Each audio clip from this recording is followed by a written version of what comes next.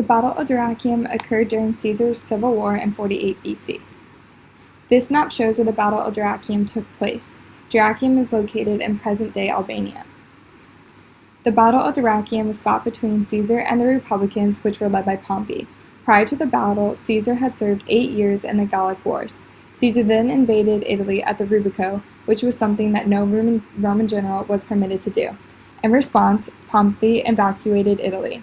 Caesar then turned his attention to Greece, since that was where Pompey was building his army of 9 legions. Pompey marched to the west of Greece in order to create a defensive line along the coast. Once Caesar decided to fight an aggressive war, he had to bribe and convince his army that this fight would be a quick victory, since they were tired from their fight in Gaul. Caesar continued to launch his attack during the winter, which is an unconventional tactic, so it caught Livius, who was guarding the Adriatic Sea for Pompey, off guard. As a result, Caesar was able to sneak 7 of his legions into Greece. In retaliation, Livius began a blockade, which resulted in the burning of 30 of Caesar's ships. This blockade prevented some of Caesar's reinforcements and Mark Antony from being able to get to Greece, so they were stuck in Brundisium. Caesar and his men that made it to Greece decided to march towards Dyrrhachium. Once Pompey finds out where Caesar's position is, he forces his men on a night march. Pompey arrived at Dyrrhachium first as a result, which resulted in Caesar needing to halt his advance. At the time, Pompey had 60,000 men and Caesar had 30,000 men. It is important to note that Caesar's men had more experience in battle. Since Livius and his men had to come ashore to resupply, Caesar decided to dispatch raiding parties to attack Livius's men whenever they came for supplies. Eventually, Caesar was able to cut off supplies to Livius and his men altogether. Ultimately, Livius died of natural causes. After Livius's death, Mark Antony and the remainder of Caesar's 3 veteran legions were able to escape the blockade. Mark Antony aimed to meet up with Caesar, so Pompey and his men made an effort to prevent that. Pompey reached Mark Antony first, but found himself stuck in between Caesar and Antony's armies.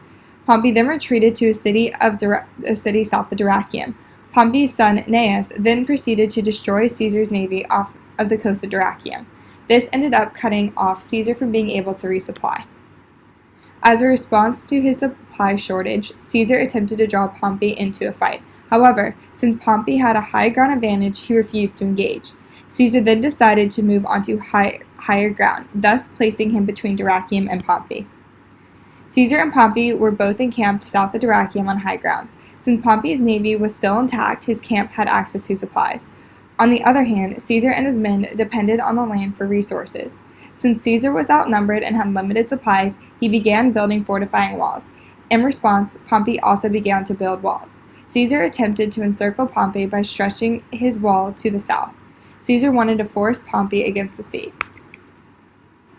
Dyrrhachium was located at the modern-day port city overlooking Caesar's camp.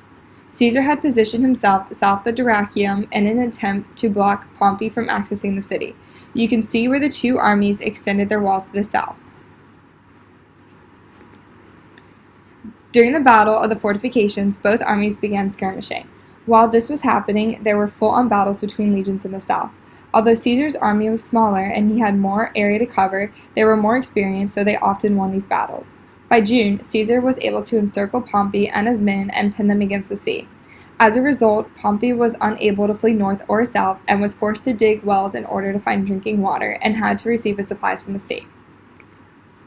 Since Caesar is now able to resupply from further afield, as Pompey's men are stuck behind their walls, Pompey's earlier advantages in terms of supply are now ruined.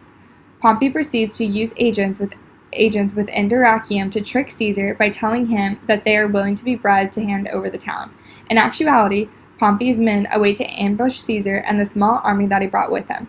They attack Caesar when he arrives, but Caesar is able to narrowly escape. In the meantime, Pompey had orchestrated another unified attack against Caesar's fortifications. This attack is repelled by the veteran legions of Caesar, who are able to hold the line, inflicting disproportionately high casualties onto Pompey's army. Caesar proclaims that Pompey lost 2,000 men while he only lost 20.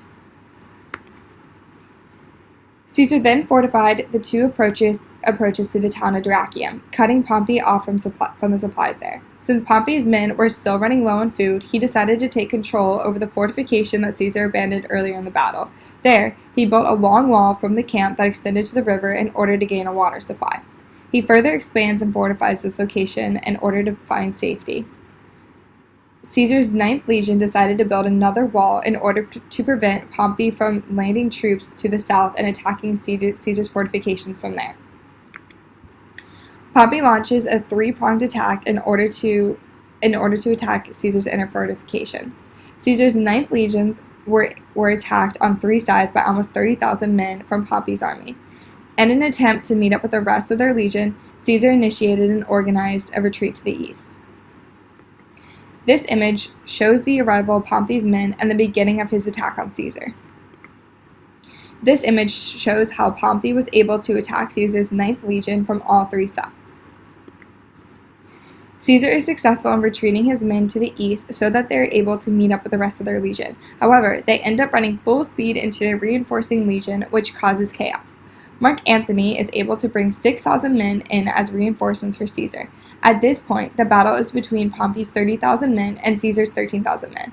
In the end, Pompey's men retreated their advance and reversed back to inhabit the 9th Legion's former camp. This image shows Caesar's 9th Legion retreating and meeting up with Mark Antony's reinforcements and the rest of Caesar's men. Seeing this, Caesar sends 17,000 men to assault the camp where Pompey retreated to. Caesar and his left wing forced Pompey's legion back into the inner camp, but his right wing stumbled into Pompey's entrenchment, which led to the river. They decided to follow them in hopes of finding a gate to the camp, but ended up reaching the river. In return, Pompey sends 25,000 men to reinforce the camp against Caesar's attack. As a result of this reinforcement, Caesar's right wing was easily destroyed, and Caesar was pushed back and forced back behind their defensive walls. After the losses that Caesar suffered in the two decisive battles of the day, he knew he could not win another pitched battle again, so he decided to retreat. This image shows Caesar's left and right wings attacking the camp that Pompey took over. This image shows Pompey's reinforcements destroying Caesar's right wing. This image shows Caesar's actual retreat. Even though Pompey's victory put him in a position where he could have struck a killing blow to Caesar's army, he decided not to. He decided not to since he was fearful that Caesar had laid traps. This allows Caesar's army to flee safely. Dyrrhachium mattered for multiple reasons. The first is that the battle was able to highlight the impressiveness of the Romans' ability to quickly build fortifications, move men around quickly, and dig wells for water. The battle was also able to show how Pompey and Caesar were intelligent generals and leaders who were able to fight with creative tactics. The Battle of Dyrrhachium shows how Caesar is in fact detestable and not impossible to outwit.